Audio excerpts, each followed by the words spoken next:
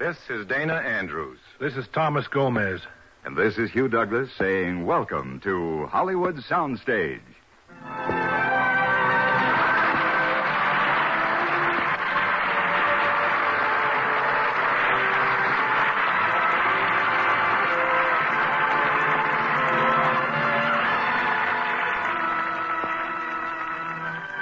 Good evening and welcome again to another exciting 30 minutes made possible through the generous cooperation of the entire motion picture industry. Our story tonight is a stirring human document, a story based on fact, the thrilling and deeply moving record of one man's fight for another man's life. Hollywood Soundstage is proud to bring you transcribed 20th Century Fox Studios' great dramatic hit called Northside 777, starring Dana Andrews, Thomas Gomez, and the Screen Guild Players.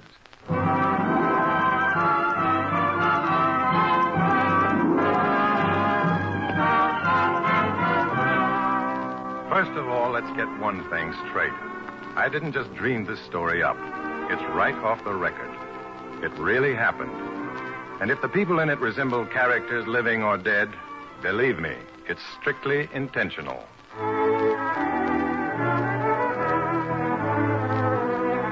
On October 10th, 1944, I was a reporter on the Chicago Times. October 10th, 1944. The date is important. That was the morning the ad appeared, a little ad in our classified section. A personal notice that said, $5,000 reward for the killers of Police Officer Bundy on December the 9th, 1932. Call Northside 777 12 to 7 p.m. Ask for Tilly Vicek. I didn't notice the ad myself, but Brian Kelly did. Kelly was our city editor.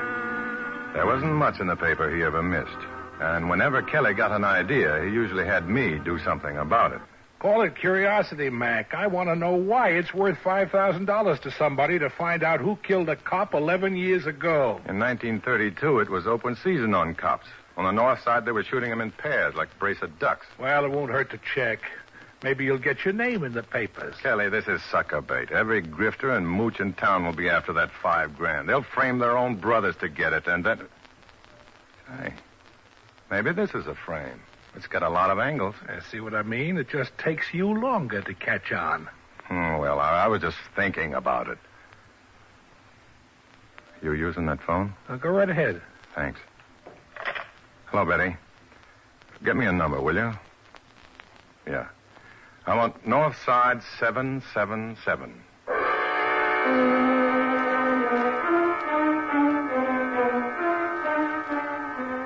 Tilly Vicek wasn't home.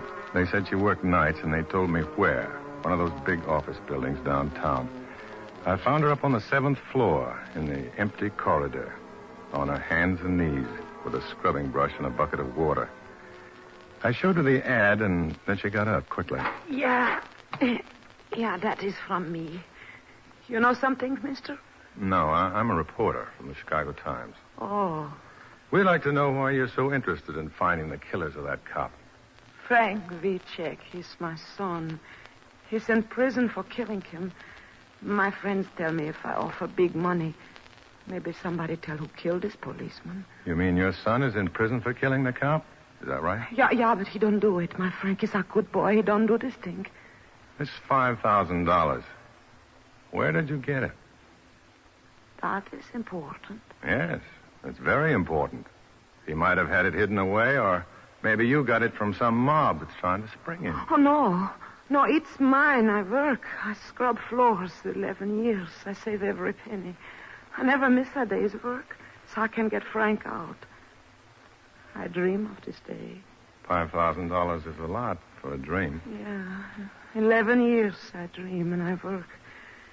First I tried $3,000. Nothing. Now I try $5,000. And suppose it's still nothing. Then I work 11 more years. I get $10,000. But my boy, someday he get out.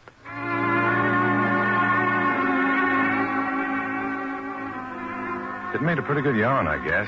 Mother slaves to save $5,000, offers it to clear son. I told myself it was all in the day's work. I wrote it and then tried to forget it. I tried, but Kelly didn't. A swell story, Mac. It's got size. Thanks. Almost too good for a one-day run.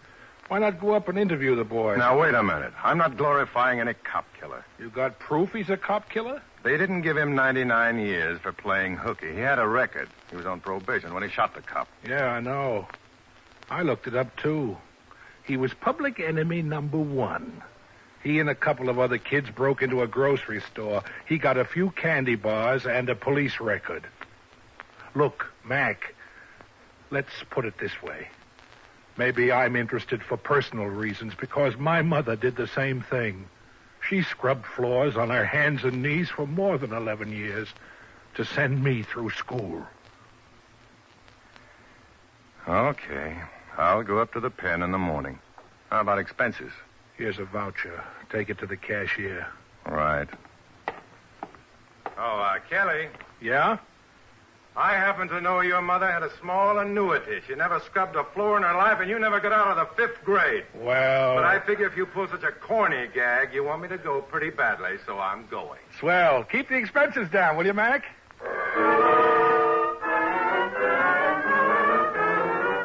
I guess the warden told you, Frank. I'm from the Chicago Times. Yes, sir. He told me.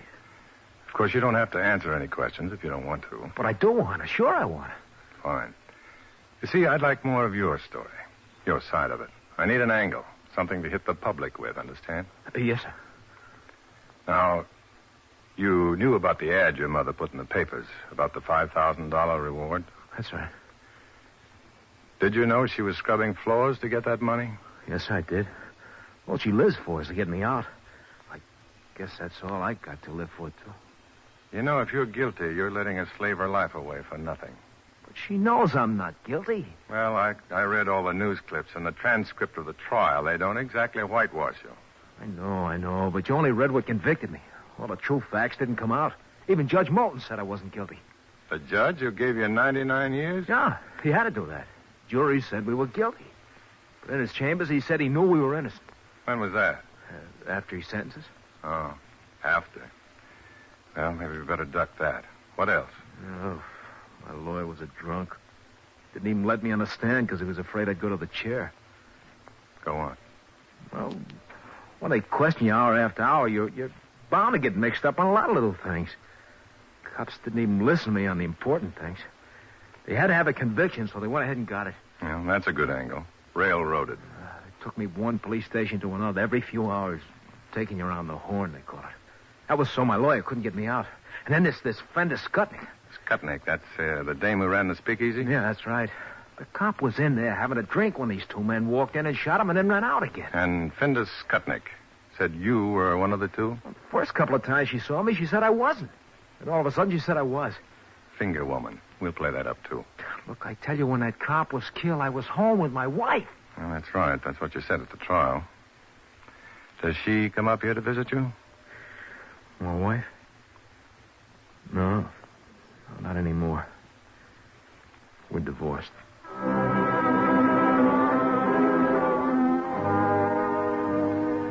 That's what kept sticking in my craw. If his wife didn't believe him, why should I?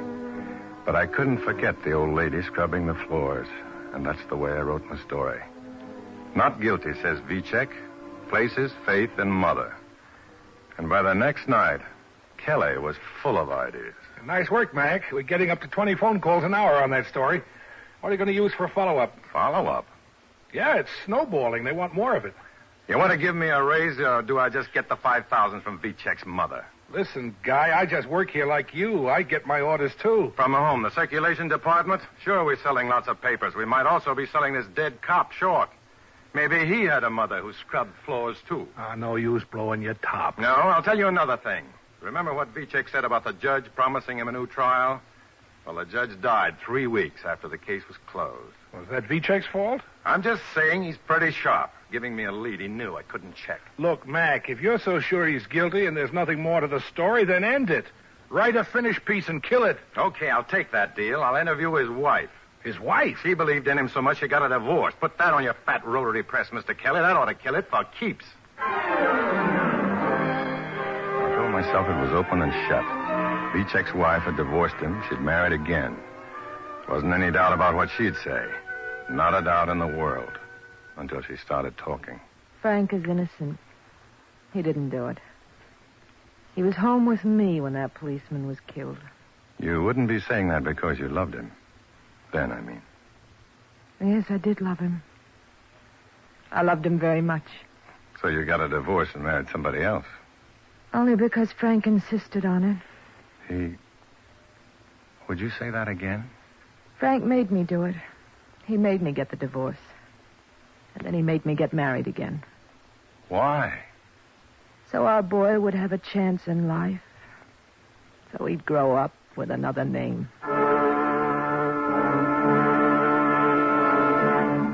I guess the story I wrote that night was a little different from what I'd planned. But it had a nice lead. Divorced wife believes Vichek innocent. And the next day, Kelly was on my neck again.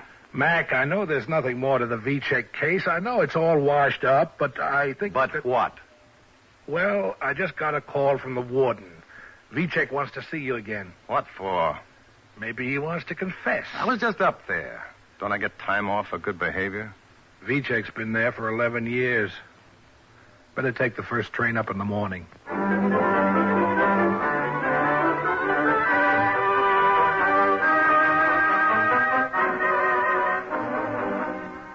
5 minutes, Mac. Thanks. Hello, Vichek. The warden said you wanted to see me. Yeah. Look, I want to tell you something. I don't want you to write any more about me or my family. No? No. Poured our hearts out to you and all it meant to you. Now, wait a minute. You want help, don't you? We've got 500,000 people following this story. Someone might know the killer. Oh, who do you think you're kidding? My mother's doing this for me, not to sell your papers. Well, I thought I was doing a pretty good job. Yeah, put my kid's picture in the paper, spoiling his whole life. I don't want that kind of help. I'd rather stay here 1,000 years. Just don't write any more about us. That's all.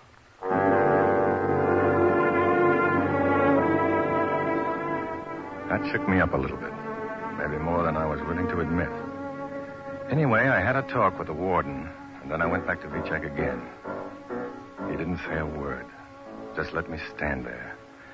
Finally, I made a start. I said, "Look, Frank, suppose I went on with your case and did my best to slant the story your way. I want you to know I still don't think you're innocent, but I'm willing to dig and get the facts." The facts? But remember, the first time I catch you lying, I'll blast you so hard you won't even get your parole when your 99 years is up. Is that a deal? I got nothing to be afraid of. Yeah. Yeah, I'll make that deal. Okay. Now, start talking. Was there any witness when Judge Moulton told you he'd get you another trial? Well, there was the bailiff.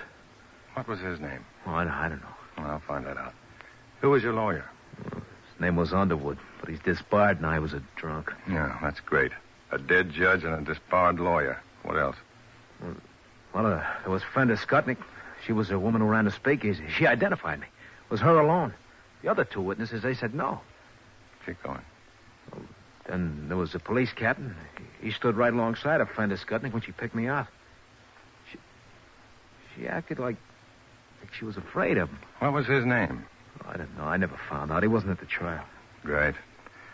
Where can I find this Skutnik dame? I don't know.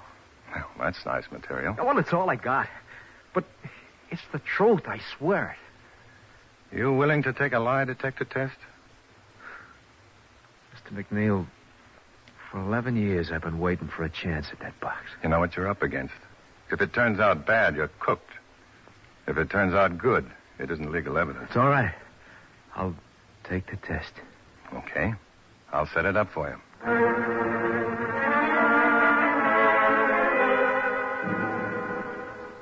How about some of this sandwich, Mac? You go for ham and cheese on rye. Oh, thanks. Oh, your loss. Say, seen the report on that lie detector test? Yeah. Well, I thought you had. Gives Vichek a pretty clean bill of health, doesn't it? Yeah. You sure you don't want some of this sandwich? No, thanks. Stomach's been a little jittery because it's something I ate. Sure. Or something you wrote? Now, look here, Kelly. If you think Slow down, Mac. Why don't you let go? Tell yourself the truth. You want him to be innocent. You want him to be free. Admit it. Well, maybe you're right. Maybe I want him to be, but that doesn't make me believe he's innocent. If you want to believe, that's a pretty good start. And remember, I'll be in there swinging with you all the way. Thanks. Kelly. Yeah? You, wouldn't have some of that sandwich left, would you? You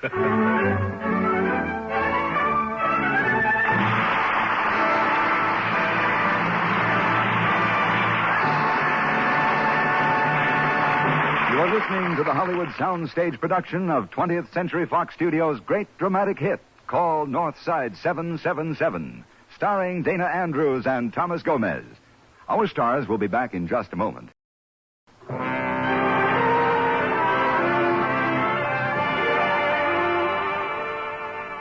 Now, back to our Hollywood Soundstage production of Call Northside 777, starring Dana Andrews as McNeil and Thomas Gomez as Kelly, with Tony Barrett as Frank, Betty Lou Gerson as his mother, Frank Nelson as Underwood, and Bob Sweeney as the bailiff. Hollywood Soundstage brings you Act Two of Call Northside 777.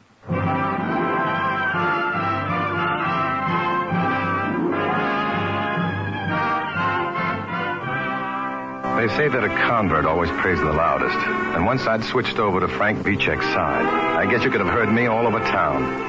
It wasn't just a story anymore. I was digging for a man's life. I started with the bailiff, the one that Frank had told me about. Aye, 'tis the truth, Mr. McNeil. Judge Morton did promise the lad a new trial. Me hand to the saints. I was there and heard him. Remember the details, Mr. Sullivan? Mr. McNeil, I'll have you understand, I am the fellow that reminds the elephants. Now, you see, the way it happened, as he came out in the trial, this Officer Bundy was having a snort in a little speakeasy run by this woman... Fender Skutnik. The very same indeed. And whilst he was warming himself, it being a cold day, these two yeggs come in and they let him have it. But now, there was another fella sitting there having a drink. I know, a truck driver, name of Gruska. Correct. And when the trial was done, the judge, God rest his soul, had them all brought into his chambers. Now, that's when this Gruska fella speaks up and tells the judge that Vichek wasn't one of the killers. What did Fender Skutnik say? Oh, she stands pat. Claims she saw the shooting from start to finish. But then this Gruska gets mad and says she never saw any part of it. When the fireworks started, she ducked into a closet. Well, why didn't he say that on the witness stand? Well, now, I guess he never had the chance. All they let him say was yes and no.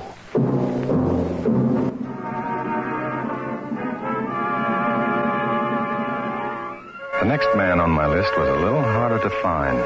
But 4 days later, I dug him out. In a greasy little restaurant, washing dishes. And not exactly happy to see me. Yeah, my name's Underwood. I was Vichek's lawyer. But I didn't care what happened to him then, and I don't care now. Look. Why should I? I'm a disbarred shyster. I'm a drunk and a fool and a crook. My testimony's no good, my word's no good, my life's no good. I'm no good to anybody. Anybody but Frank Vichek. You mean you want the advice of a dishwasher? My wife washes dishes every night. All right. I'll tell you something. Only one thing convicted Vichek, and that was the testimony of Fender Skutnik.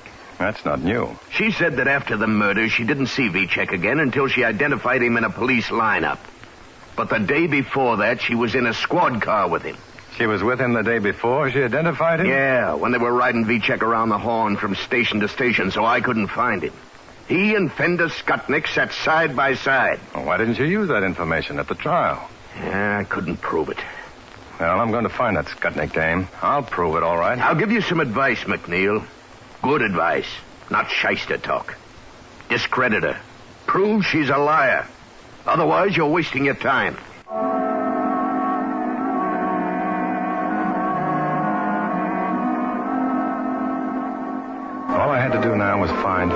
Skutnik, except that she didn't want to be found, and Chicago's a pretty fair-sized village.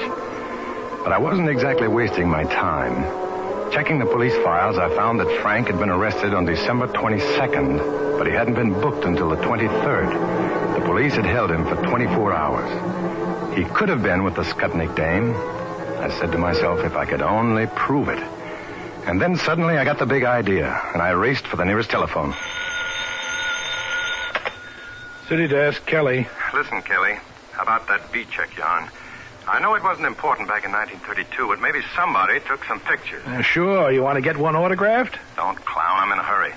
Check our files and have somebody check the other papers, too. But, Mac, you've read every word that was printed on the case. You've seen every picture. Look, a photographer shoots maybe 10 pictures and only prints one. I want to see the other 9. Have it your way. Say, Kelly, the Herald Examiner was still in business then, wasn't it? Yeah, you want that check, too? No, thanks. I'll check that one myself.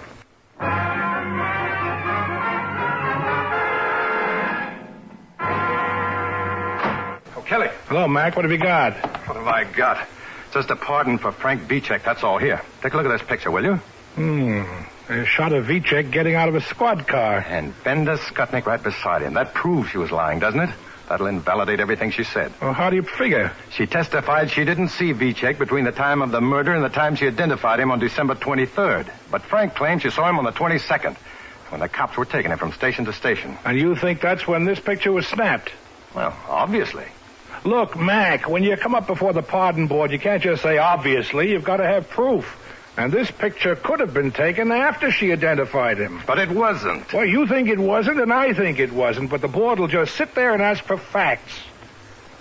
You know, that could be pretty rough on Vicek. If they review his case now and turn him down, it might hurt his chances for parole. I wouldn't want to hurt Frank. I know you wouldn't. You've done a great job, Mac. Nobody could have done any better. Sure. The operation was successful, but the patient died.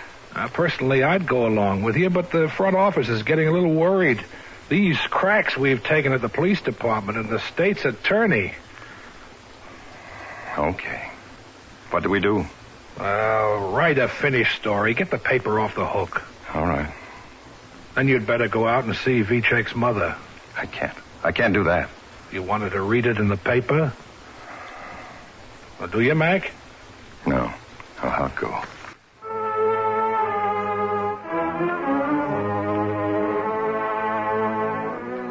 That was the toughest assignment I've ever had. To have to tell Frank's mother we were pulling out. To have to tell her she was on her own again.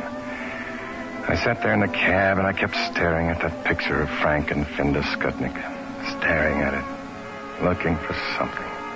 Like when you get a letter that's got bad news and you read it over and over and over again, hoping maybe you read it wrong. I guess I hardly heard the cab driver at first. Seen the afternoon paper, Bud? I said, have you seen the afternoon paper? Oh, the paper now. Yeah, the cops pulled a nifty one, all right. They proved some guy was a forgerer. First time I used that new machine. Machine? Yeah, you know that machine that enlarges things 1,000 times? They can take a piece of writing, or like a picture, anything, see? 1,000 times? Yeah, 1,000 times. It brings it out clear as a bell. Hey, Cabby, you know where the police lab is? Police lab? Yeah, sure, it's down there a few blocks. Oh, don't talk. Drive. Now, wait a minute. Pull up to that drugstore, will you? I've got to make a phone call first.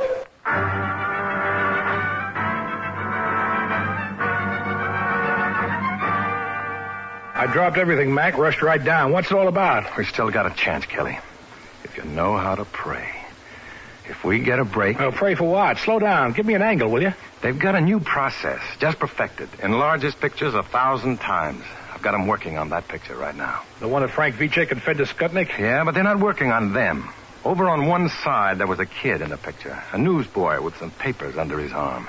That's the part they're working on. Kelly, if I'm right, if they can bring that out... Almost ready, Mac. Want to come in? Try and stop us. Don't light any matches or anything. Have to develop these prints in the dark. Just going into the soup now. Kelly, remember what I said about praying? I still don't know what you're looking for. The date. The date on the newspapers, under that newsboy's arm. Can they bring that out? Coming up now. Watch it, Kelly. Watch the date. Hey, there it is. It's coming through, I think. The December 20 something. December 22nd, 1932.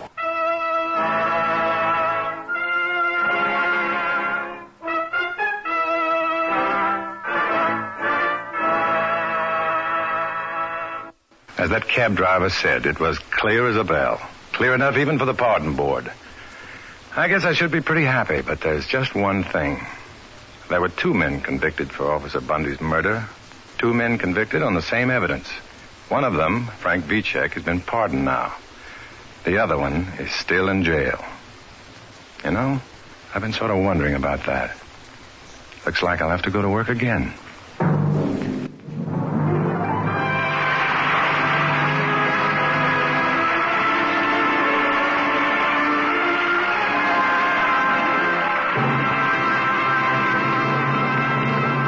You have just heard the Hollywood soundstage production of the 20th Century Fox dramatic hit called Northside 777. And now, back on stage for a final round of applause. Here are the stars of our play tonight, Thomas Gomez and Dana Andrews. Thank you very much. We hope you enjoyed the show tonight as much as we enjoyed being here. As you know, this program helps support the Motion Picture Relief Fund, and there isn't an actor in Hollywood who isn't proud to share in that great work. Am I right, Tommy? Absolutely, Dana. All Hollywood is combining to make this half hour the dramatic highlight of the radio week. And doing a pretty good job, I'd say. Good night, everybody, and thanks. Thanks again. Good night.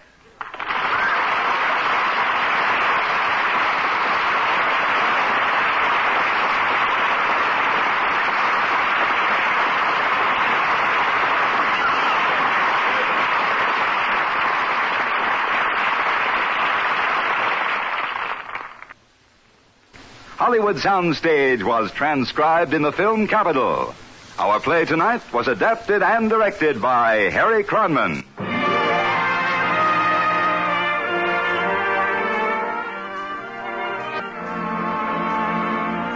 This is Hugh Douglas speaking.